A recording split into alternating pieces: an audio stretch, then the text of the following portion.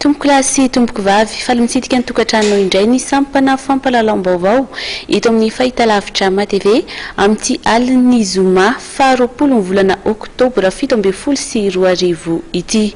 Asaina mpanajana ianao tompoko anaraka ny vaovao hatramin'ny farany. Isataratsika ny vaovao amin'ity alina ity dia mikasika ny fanabeazana. Raha niandry fidirana amin'ny alatsinainy izao ireo mpianatra dia mbola nihemotra afaka tapa-bolana izany fidiran'ny mpianatra izany. Mbola naato araka izany ny fidiran'ny mpianatra ka amin'ny alatsinainy fa 4 ny volana Novambra ho avy izao no miditra an-tsekoly ireo mpianatra hiatrika ny taom-pianarana 17/2022. Tsy misy araka izany ny fidirana an-dakilasy tamin'ity volana oktobra ity noho ny fianaka ny valanaretina pesta. Ny andindin'izay avy hatrany. Amin'ny 4 Novambra ho avy izao ny fiverenana an-dakilasy ho an'ireo mpianatra amin'ireo sekoly voaterina ato ny fidirana noho ny fiparitahan'ny valanaretina pesta araka ny nambaran'ny ministeran'ny fanabeazam-pirenena. Zapy miisa 5 mitsinjara ao amina farim-piadidim-pampianarana miisa 5 no voakasika ity fanemorana fidiran'ny mpianatra an-tsekoly ity.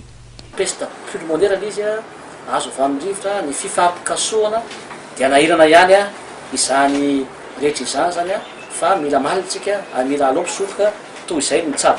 Misy ireo fepetra ary fenitra arahana entina isoroana ny mety ho fiparitahan'ny valanaretina pesta. Tsy midika hoe makatona fotsiny ny sekoly dia tsy mianatra fa ny voalohany dia noatsaraina ny protocole niaraka tamin'ireo mpiara-miombona antoka mba hanaraka ny fenitra iraisam-pirenena rehefa misy ny trangana retina pesta ho an'izay efa mianatra miaraka amin'ny UNICEF sy ny OMS.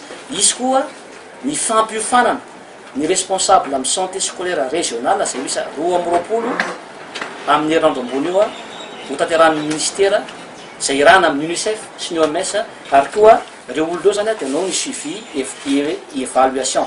Manarak'izay koa dia ny UNICEF dia manohana antsika ara-polo ara-teknika izay mahatonga azy eto ara-pitaovana ny ministera amin'ny fanatanterahana izany tetikasa lehibe izany. Maro ireo ray aman-dreny naneho ny aiainy manoloana ny fanemorana lava ny fampianarana kanefa ny saram-pianarana efa voaloha. Tsy fidina ohatran'ireny cyclone sy sisa reny izy ity dia ny fepetra ny raisina ilay fepetra dia misoroka ny fanjakana ny hoe mba tsy ho hiaran'izay zany ny any ampianarana.